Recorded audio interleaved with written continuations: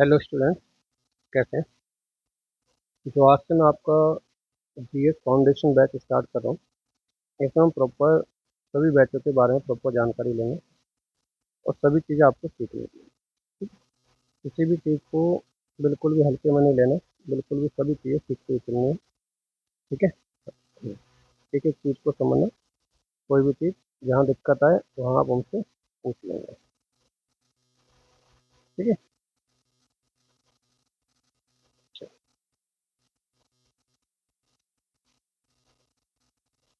आइए, बात करते हैं अपनी चीज़ों के ऊपर। देखिए, जो आज हम लोग चालू कर रहे हैं, एक हिस्ट्री चालू कर रहे हैं, इतिहास।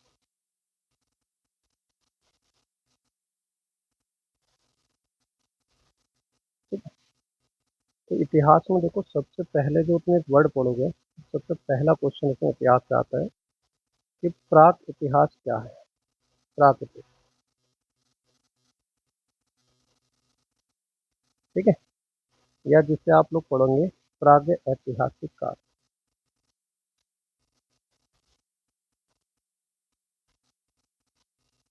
प्राग ऐतिहासिक काल, जिसे हम लोग कहते हैं प्री हिस्ट्री पीरियड।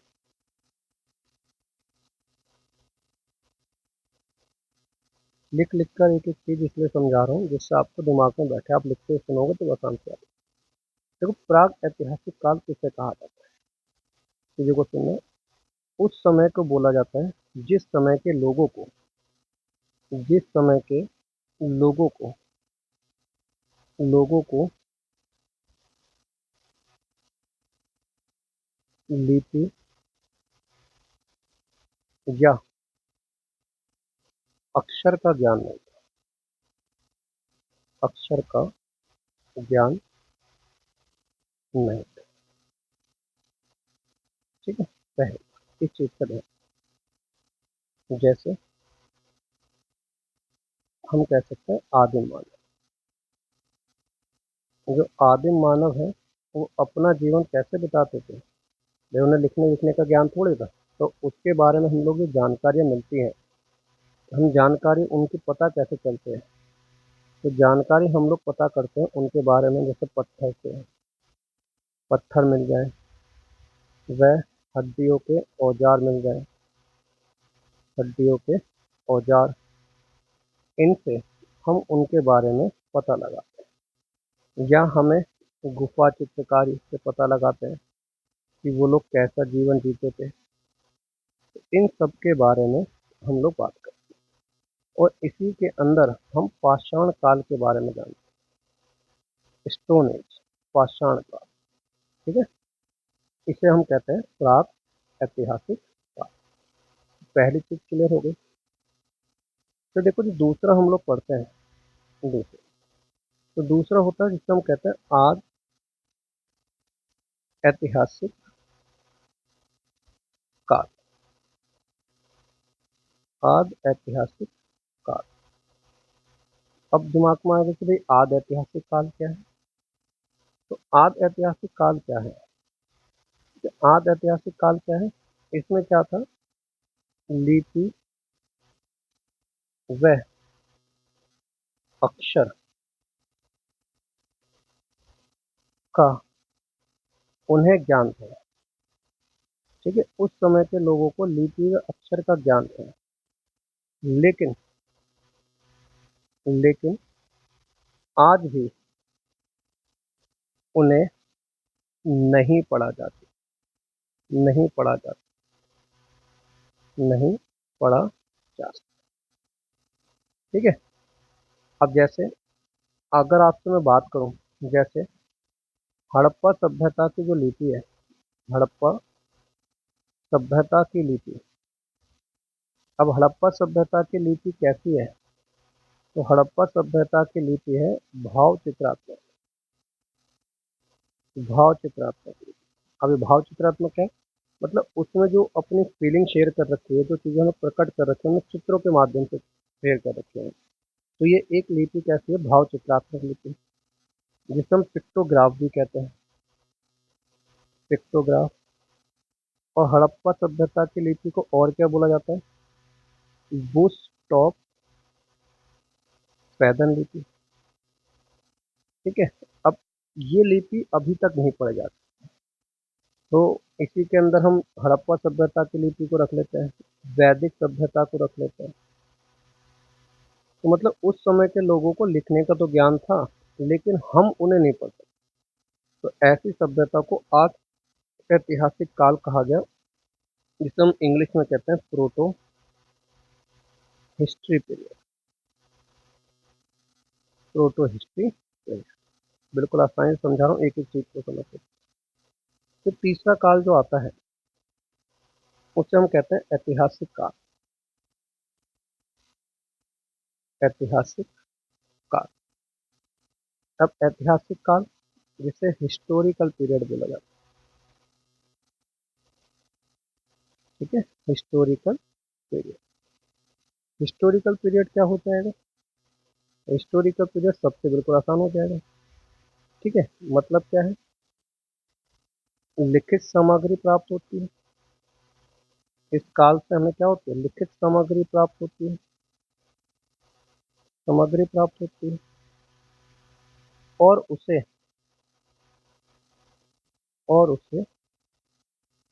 पढ़ भी सकते हैं।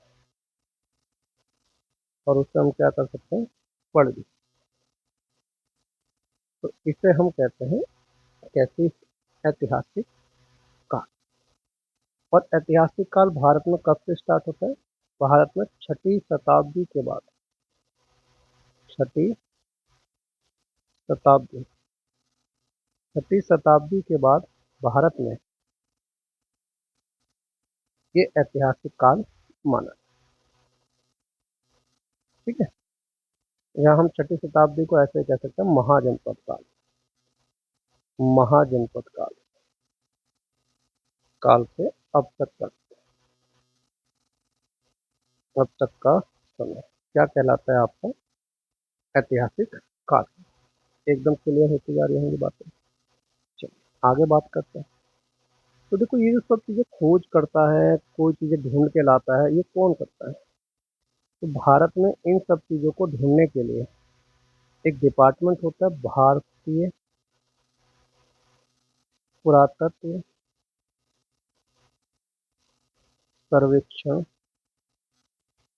आर्कियोलॉजिकल डिपार्टमेंट ऑफ इंडिया, सर्वेक्षण विभाग। ठीक है, भारतीय पुरातत्व सर्वेक्षण विभाग। ये सभी चीज़ों को खुदाई करता है, उनकी चीज़ें बाद में जाना। तो क्वेश्चन आ जाता है, भारतीय भारतीय पुरातत्व का जनक किसे कहा जाता है? भारतीय पुरातत्व का भारतीय पुरातत्व का जनक। ठीक है, भारतीय पुरातत्व का जनक, father of Indian Indian archaeology department. Archaeology, ये किसे कहा जाता है? ये कहा जाता है कनिंगम। ठीक है, ये ध्यान। भारतीय पुरातत्व का जनक किसे कहा जाता है? Alexander Cunningham. तो ये चीज का ध्यान। ठीक है, एक कभी कभी क्वेश्चन आ जाता है कि एशियाटिक सोसाइटी ऑफ बंगाल की स्थापना किसने करी? ठीक है, इसकी एशियाटिक, ये भी पुरातत्व विभाग से जुड़ी सोसाइटी है। Asiatic Society of Bengal. Asiatic Society of Bengal की स्थापना किसने करी? तो ध्यान रखना, एशियाटिक सोसाइटी ऑफ बंगाल की स्थापना 15 जनवरी सन 1784 को सर विलियम जोन्स ने। सर विलियम जोन्स ने। ठीक है, ये चीज कर कहाँ पर करी थी? तो कलकत्ता। क्लियर है, यही चीजें आपका खोज। ठीक है, तो दिक्कत तो नहीं, एक एक चीज़ के लिए रखते हैं, सब चीज़ें समझते हैं। यहाँ तक बातें क्लियर है। आगे अगर हम बात करें, फिर इसमें और क्या चीज़ पूछी जाती है, तो इसमें और चीज़ पूछी जाती है कि भारतीय इतिहास का जन्मदाता कौन था। सॉरी, भारतीय इतिहास का जन्मदाता। इतिहास का जन्मदाता किसे बोला जाता है? तो फादर ऑफ हिस्ट्री कह सकते हैं, ठीक है, इतिहास का जनक या father of history, father of history. तो अगर फादर ऑफ हिस्ट्री की बात करें, फादर ऑफ हिस्ट्री कहा जाता है हेरोडोटस,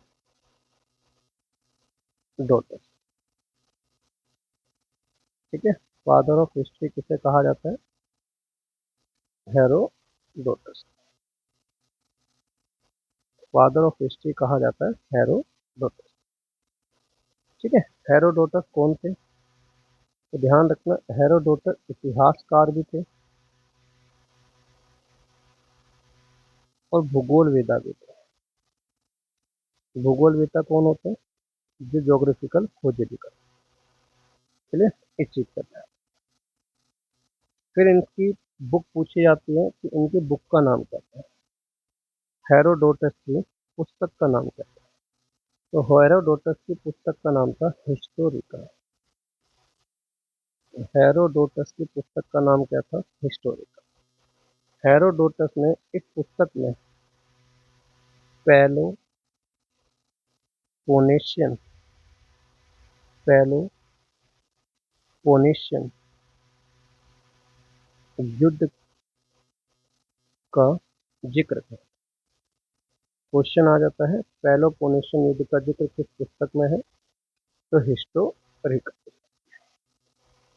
ठीक है। अगर क्वेश्चन आ जाए, इन्हें इतिहास का जनक किसने कहा? तो जनक किसने कहा? तो जनक किसने कहा? तो ध्यान रखना, इन्हें इतिहास का जनक कहा था एक रोमन दार्शनिक थे। दार्शनिक को फिलोसफर बोला जाता है। तो रोमन दार्शनिक थे सिसरो। सिसरो, उसने इन्हें इतिहास का क्या कहा था? पिता कहा, ठीक है। ये ध्यान रखना, इन्हें उसने क्या कहा? इतिहास का पिता। क्लियर है ये चीज तक। इसके अलावा देखो और क्या चीज पूछी जाती है। आगे अगर बात करें, तो इसमें और एक ध्यान रखना, इतिहास इनका संस्कृत में नाम क्या है? संस्कृत में इनका नाम क्या है? हरिडस। हेरोडोटस का संस्कृत में क्या नाम आता है? हरिडस। तो ये भी ध्यान रखना कि संस्कृत में इनका नाम क्या था? हरिडस, ठीक है। एक चीज को ध्यान रखिए, पेपर में कोई भी चीज कहीं से भी आपकी पूछी जा सकती है, कुछ भी चीज आपके पेपर में आ सकती है, जो आपको सब चीजें पता होंगी। क्लियर? हाँ। और हेरोडोटस से क्या क्वेश्चन बनते हैं? तो हेरोडोटस से और क्या क्वेश्चन बनते हैं? हेरोडोटस ने किसकी खोज करी थी? तो डेल्टा की खोज करी। मैंने कहा ना ज्योग्राफिकल भी था, तो डेल्टा की खोज करी, ठीक है। सबसे पहले डेल्टा की खोज करी। और किस नदी के डेल्टा की खोज करी? तो नील नदी के डेल्टा की खोज करी। नील नदी के डेल्टा की खोज करी। और नील नदी को क्या बोला जाता है? मिस्र का वरदान भी बोला जाता है। नील नदी को मिस्र का वरदान भी बोला जाता है। अगर कोई आपसे पूछे डेल्टा का आकार कैसा होता है, तो ध्यान रखना, डेल्टा का आकार जो होता है वो आपका त्रिभुजाकार है। डेल्टा का आकार कैसा होता है? आपका त्रिभुज, ठीक है। एक एक चीज को ध्यान रखना, डेल्टा का आकार कैसा होता है? आपका त्रिभुज। क्लियर सी बात? तो ये सारी चीज़ आपको पता होनी चाहिए कि भाई ये होता क्या है, क्या कैसे होना पड़ता है, चीज़ों के बारे में सब चीज़ें पता होनी चाहिए। अगर पता नहीं होगा तो बाद में चलकर आगे आपको दिक्कत आएगी, ठीक है। तो आगे हम बात करते हैं।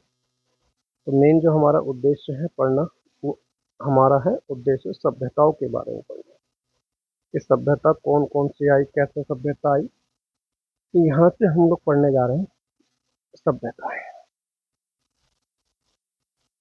ठीक है, सभ्यताएं, बिल्कुल भी टाइम वेस्ट नहीं करेंगे, पॉइंट टू पॉइंट अच्छी बात। सबसे पहली सभ्यता जो हम लोग पढ़ते हैं, वो हम लोग पढ़ते हैं, जो पेपर में आती है, वो आती है मेसोपोटामिया की सभ्यता। मेसोपोटामिया की सभ्यता, मेसोपोटामिया की सभ्यता, जिसे हम सुमेरियन सभ्यता के नाम से भी जानते हैं। Sumerian, clear. अब कोई आपसे पूछे कि भाई मैसो शब्द का अर्थ क्या है, तो ध्यान रखना, जो मैसो शब्द है इसका अर्थ है बीच, बिटवीन। ठीक है, एक। और इसमें जो ये पोटामिया शब्द है, पोटामिया, पोटामिया शब्द का अर्थ होता है नदी। तो इसका मतलब इस शब्द का अर्थ क्या हो गया, दो नदियों के बीच की सभ्यता, दो नदियों के बीच की सभ्यता। ये इसका मतलब दो नदियों के बीच की सभ्यता है। तो पेपर में क्वेश्चन आ जाएगा कि किन दो नदियों के बीच की सभ्यता है। तो एक नदी थी आपकी दाजला, दाजला, ठीक है, जिसे वर्तमान में यूक्रेटस कहा जाता है, यूक्रेटस। और एक नदी थी जिसका नाम था फरात, जिसे वर्तमान में टिग्रिस कहा जाता है, वर्तमान में टिग्रिस कहा। ठीक है, वर्तमान में किस नदी के नाम से आता है, टिग्रिस। ठीक है, देश कौन सा है, किस देश की सभ्यता है ये। तो आगे अगर हम बात करें किस देश की सभ्यता है, तो ईरान प्लस इराक, तो दोनों के मिलाकर से, तो ये मेसोपोटामिया। ठीक है, आगे हमें और कौन सी सभ्यता के बारे में पढ़ना पड़ेगा। तो अगली सभ्यता आती है जिसे हम कहते हैं चीन की, चीन की सभ्यता। तो चीन की सभ्यता सबसे पहला आता है किस नदी के किनारे। तो सब चीन की सभ्यता जो है, नदी, नदी कौन सी थी, वांगो नदी, वांगो नदी, वांगो नदी के किनारे। चीन की सभ्यता किस नदी के किनारे पाई गई, वांगो नदी के। इसी नदी को पीली नदी भी कहते हैं, इसी नदी को पीली नदी भी कहते हैं। इसी नदी को, ध्यान रखना, चीन का शोक भी कहा जाता है, चीन का। ठीक है, शोक, शोक का मतलब है जिसके कारण बाढ़ आती है। जैसे अगर हम बात करें बिहार का शोक, बिहार का शोक, तो बिहार का शोक किस नदी को कहा जाता है, कोसी नदी। तो बिहार का शोक कहा जाता है आपका कोसी नदी। उड़ीसा का शोक, उड़ीसा का शोक, तो उड़ीसा का शोक कहा जाता है ब्राह्मणी नदी। उड़ीसा का शोक ब्राह्मणी नदी को। ऐसे अगर कोई पूछे बंगाल का शोक, बंगाल का शोक, तो बंगाल का शोक कहा जाता है हुगली नदी। बंगाल का शोक कहा जाता है आपका हुगली नदी। तो ये सब चीजें याद रखें। ठीक है, फिर चीन की सभ्यता से क्वेश्चन आपको पूछ ले जाते हैं। आगे अगर हम बात करें तो अगली सभ्यता और क्या पूछी जाती है, तो अगली सभ्यता आती है जिसे हम बोलते हैं मिस्र की सभ्यता। मिस्र की सभ्यता। मिस्र की। अब मिस्र की सभ्यता बात करें तो पहला क्वेश्चन, किस नदी के किनारे बसी सभ्यता थी, तो नील नदी के किनारे। नील नदी के किनारे। अगला क्वेश्चन बात करें तो नील नदी क्या है, तो नील नदी विश्व की सबसे लंबी नदी है। विश्व की सबसे लंबी नदी है। बड़ी पूछेगा तो अमेजन है, विश्व की सबसे लंबी नदी है। इसे मिस्र का वरदान कहा जाता है। इसे मिस्र का वरदान कहा जाता है। सबसे पहले इसके डेल्टा की खोज हुई। डेल्टा की खोज। तो इसके डेल्टा की खोज किसने करी थी, हेरोडोटस ने। तभी पढ़ा है, हेरोडोटस को क्या बोला जाता है, हेरोडोटस को अभी मैंने बताया क्या बोला जाता है, इतिहास का पिता। हेरोडोटस ने इसकी खोज करी। और आकृति मैंने अभी बताई थी, आकृति कैसी होती है इसकी, याद करो। अभी आकृति बताई थी कैसी होती है, त्रिभुजों का। ठीक है, डेल्टा की आकृति कैसे होती है, त्रिभुजों का।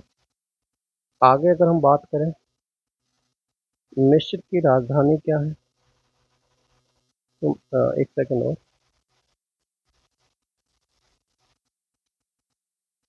अगर हम बात करें इस पर बात करें बांध कौन सा बना हुआ है, तो इस पर बांध कौन सा बना हुआ है, आसवान बांध। नील नदी पर बना हुआ बांध कौन सा है, आसवान बांध। ठीक है। हाँ, ये चीज है। अगर बात करें मिस्र की राजधानी, मिस्र की राजधानी, तो मिस्र की राजधानी है आपकी कहिरा। मिस्र की राजधानी क्या है, कहिरा। ठीक है, मिस्र की राजधानी है कहिरा। मिस्र के राजाओं को क्या बोला जाता है, मिस्र के राजाओं को, तो मिस्र के राजाओं को बोला जाता है, राजाओं को फ़राओ कहा जाता है। मिस्र के राजाओं को, मिस्र के राजाओं को फ़राओ कहा जाता है। फ़राओ कहा जाता है। मिस्र के राजाओं को फ़राओ। ठीक है। और राजा की कब्र को, कब्र को पिरामिड कहा जाता है। अभी मैथ में भी आपको पढ़ाऊंगा पिरामिड, मैंने सोच पिरामिड कहा जाता है। ये चीज़ है। आगे अगर हम बात करें, आगे अगर हम बात करें तो और आप क्या कर सकते हैं इसमें, चीज़ों को समझ में आ रहा है ना आपको, कोई चीज़ भागम भाग में मत पढ़ना, चीज़ों को समझना ठीक है।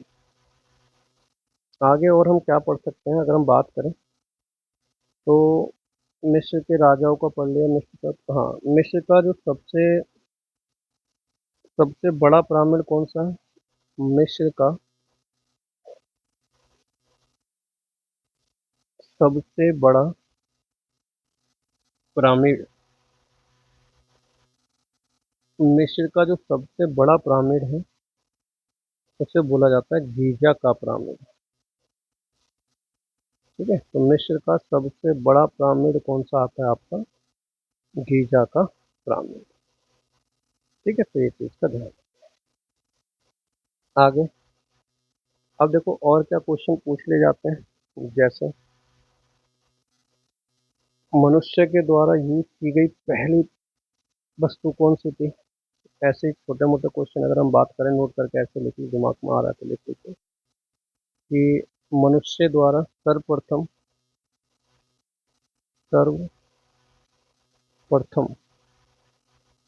मनुष्य द्वारा प्रयोग धातु, सर्वप्रथम मनुष्य द्वारा प्रयोग में लाई जाने वाली धातु कौन सी थी? तांबा, कॉपर जिसे हम लोग कहते हैं। सर्वप्रथम मनुष्य द्वारा पालतू पशु, तो मनुष्य द्वारा जो पालतू पशु बनाया गया, सबसे पहला पालतू पशु कौन सा था? कुत्ता। मनुष्य द्वारा प्रथम औजार कौन सा यूज किया गया? तो मनुष्य द्वारा प्रथम औजार कौन सा यूज किया गया? कुल्हाड़ी। इस चीज का ध्यान रखना। कृषि के सर्वप्रथम साक्ष्य, कृषि के सर्वप्रथम साक्ष्य कहाँ से मिले? तो मेहरगढ़। बहुत बार पेपर में पूछा गया क्वेश्चन है कि सर्वप्रथम किसके, तो सर्वप्रथम किसके उदाहरण, किसके क्या कहते हैं, सर्वप्रथम साक्ष्य, कृषि के साक्ष्य कहाँ से मिले, तो ये चीज का ध्यान रखिए। ठीक है, ये सब चीजें आपको पता होना चाहिए। और क्या हम पूछ सकता है वो, जैसे वो आपसे पूछ सकता है मनुष्य की उत्पत्ति सबसे पहले कहाँ मानी जाती है? मनुष्य की उत्पत्ति, तो मनुष्य की उत्पत्ति सबसे पहले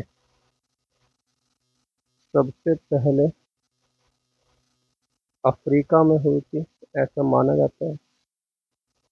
अफ्रीका में हुई थी, ये माना जाता है। ठीक है, ये चीज आपको पता होना चाहिए। ठीक है। ठीक है,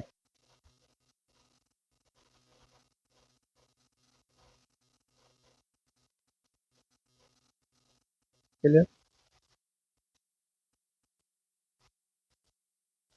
कभी कभी आपसे पेपर में ये भी पूछा जा सकता है कि मनुष्य जब मनुष्य जब कपी कपी कह लो, मनुष्य कह लो, मनुष्य दो पैर पर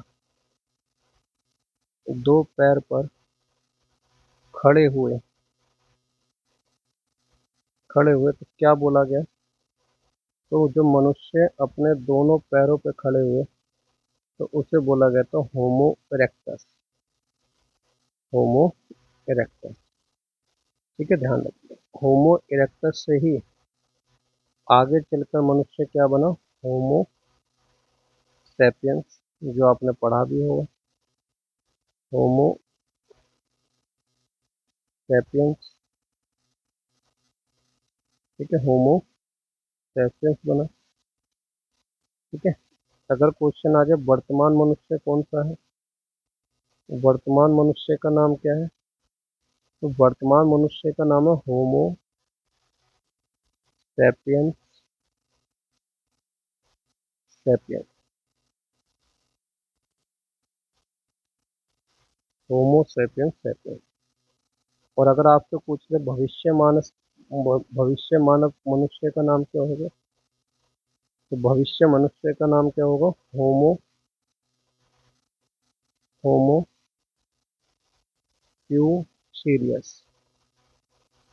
होमो फ्यूचेरियस। ठीक है, तो ये था। तो ये आपका बेसिक बेसिक जानकारी मैंने दी है। कल हम लोग इससे आगे के ऊपर डाटा पढ़ेंगे, जो डाटा हमारा होगा, जिसे हम कि क्या कहेंगे, सिंधु घाटी की सभ्यता। तो सिंधु घाटी की सभ्यता के ऊपर हम लोग कल लेक्चर पढ़ेंगे। तो इस लेक्चर को याद करिए, रिकॉर्डिंग देखिए और बिल्कुल एकदम चीज़ों को ध्यान से समझिए।